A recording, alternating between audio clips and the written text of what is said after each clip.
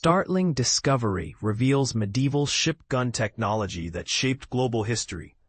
Archaeologists have made a remarkable find, uncovering late medieval shipboard artillery from the wreck of Gribshunden, a Danish-Norwegian flagship that met its demise in 1495.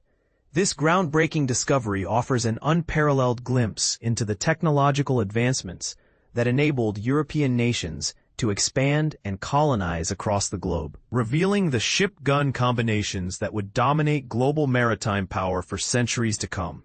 According to a report from Lund University, the Gribshunden represents a crucial archaeological link between medieval and early modern warfare, carrying artillery identical to that used by Spanish and Portuguese explorers during the Age of Exploration.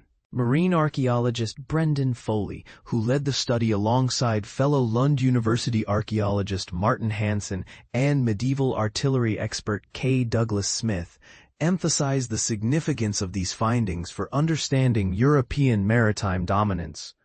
But here's where it gets controversial. The Danish royal vessel, built near Rotterdam between 1483 to 84, carried over 50 small-caliber guns designed for close-range anti-personnel warfare. These wrought-iron swivel guns, known as serpentines, fired lead projectiles with iron cores and represented cutting-edge naval technology of the late 15th century. The Lund University team successfully recreated these weapons using 3D models derived from the remarkably preserved wooden gunbeds found on the wreck site. Diving on this late medieval royal shipwreck is of course exciting. However, the greatest satisfaction is when we can actually put the pieces of the puzzle together later on, explains Foley in the Lund University article, highlighting how the interdisciplinary approach combining maritime archaeology with artillery expertise has yielded remarkable insights. The preservation of these wooden gunbeds in the low-salinity Baltic Sea environment has provided researchers with an extraordinary opportunity to study medieval naval artillery in unprecedented detail. While the iron guns themselves have largely disintegrated, their negative impressions in the oak beds allowed for accurate digital reconstruction of the complete weapons systems. Gribshunden served as more than a warship. It functioned as King Hans of Denmark and Norway's floating castle, enabling royal travel throughout his realm, including frequent voyages to Sweden, Gotland, and especially Norway.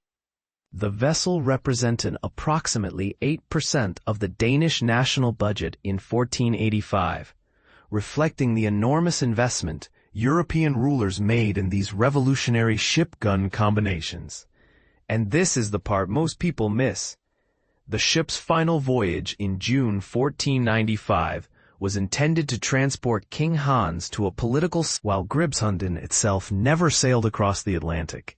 It represents the same ship-gun technology that enabled Spanish and Portuguese explorers to establish maritime dominance from the Americas to the Indian Ocean. The researchers emphasized that Denmark's failure to compete in Atlantic exploration stemmed not from technological limitations, but from political priorities and papal restrictions. King Hans focused on consolidating Baltic control rather than oceanic expansion, while the 1493 papal bull granting Spain rights to the Americas created additional barriers for Catholic European nations before the Reformation. The unique preservation conditions in the Baltic Sea have made Gribshunden the most complete example of a late medieval carvel warship yet discovered, providing invaluable comparative data to the handful of early 16th century gun-carrying Iberian wrecks known from the Americas and Indian Ocean. This archaeological evidence fills a crucial gap in understanding how medieval craftsmen refined ship and artillery technologies into the mature systems that remained largely unchanged for over 3 centuries. The discovery underscores how archaeological investigation of shipwrecks provides unique insights into the technological developments that shaped world history, revealing the maritime innovations that enabled European colonial expansion and fundamentally altered global power dynamics for centuries to come. What do you think about this groundbreaking discovery? Do you agree with the researchers' conclusions about the significance of the Gribshunden wreck in understanding European maritime dominance? Let us know your thoughts in the comments below.